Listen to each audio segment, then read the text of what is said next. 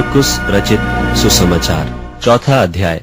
वह फिर झील के किनारे उपदेश देने लगा और एक ऐसी बड़ी भीड़ उसके पास इकट्ठी हो गई कि वह झील में एक नाव पर चढ़कर बैठ गया और सारी भीड़ भूमि पर झील के किनारे खड़ी रही। और वह उन्हें दृष्टांतों में बहुत सी बातें सिखाने लगा और अपने उपदेश में उनसे कहा, सुनो, एक बोने वाला बीज बोने के लिए निकला और बोते समय कुछ तो मार्ग के किनारे गिरा और पक्षियों ने आकर उसे चुग लिया, और कुछ पथरीली भूमि पर गिरा जहां उसको बहुत मिट्टी न मिली, और गहरी मिट्टी न मिलने के कारण जल्द उगाया, और जब सूर्य निकला तो जल गया और जड़ न पकड़ने के कारण सूख गया। और कुछ तो झाड़ियों में गिरा और झाड़ियों ने बढ़कर उसे दबा लिया और वह फल न लाया।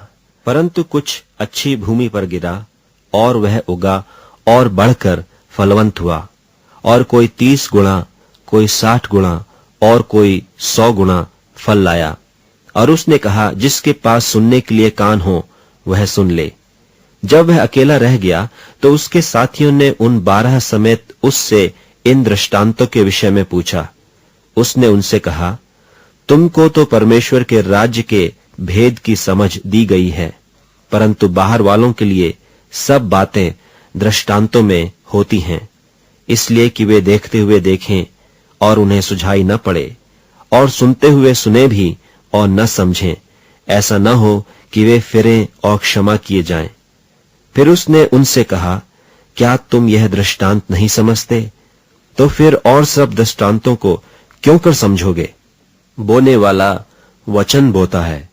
जो मार्ग के किनारे हैं, जहां वचन बोया जाता है, ये वे हैं कि जब उन्होंने सुना तो शैतान तुरंत आकर वचन को जो उनमें बोया गया था उठा ले जाता है।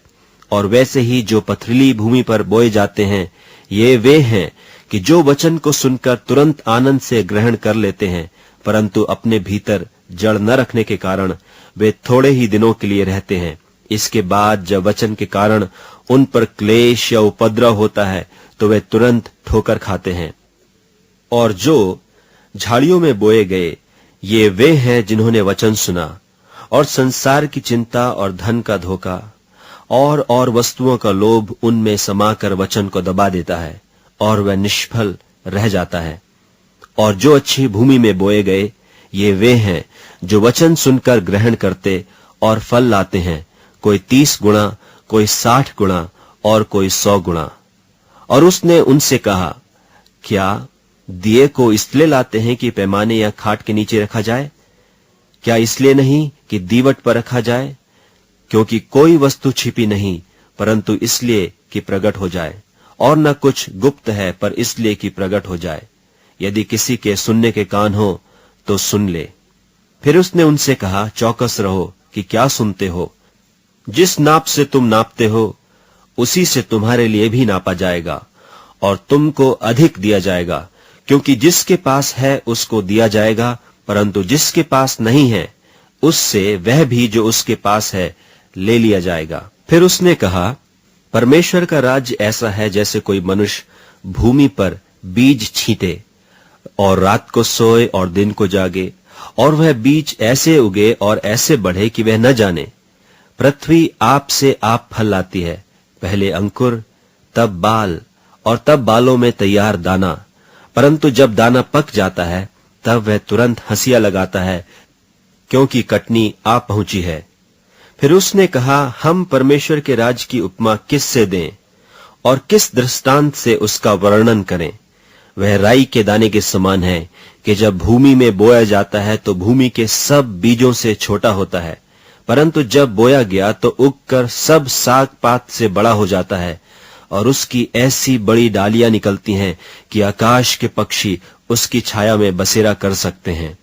और वह उन्हें इस प्रकार के बहुत से दृष्टांत दे देकर उनकी समझ के अनुसार वचन सुनाता था, और बिना दृष्टांत कहे उनसे कुछ भी नहीं कहता था, परंतु एकांत में वह अपने निज चेलों को सब बातों का अर्थ बताता था।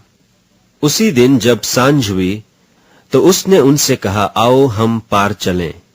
और वे भीड़ को छोड़कर जैसा वह था वैसे ही उसे नाव पर साथ ले चले, और उसके साथ और भी नावें थीं। तब बड़ी आंधी आई और लहरें नाव पर यहां तक लगीं कि वह अब पानी से भरी जाती थी, और वह आप पिछले भाग में गद्दी पर सो रहा था। तब उन्होंने उसे जगाकर उससे कहा, हे गुरु, क्या तुझे चिंता नहीं कि हम नाश हुए जाते हैं? तब उसने उठकर आंधी को डांटा और पानी से कहा, शांत रह, थम जा। और आंधी थम गई और बड़ा चैन हो गया। और उनसे कहा, तुम क्यों डरते हो? क्या तुम्हें अब तक विश्वास नहीं?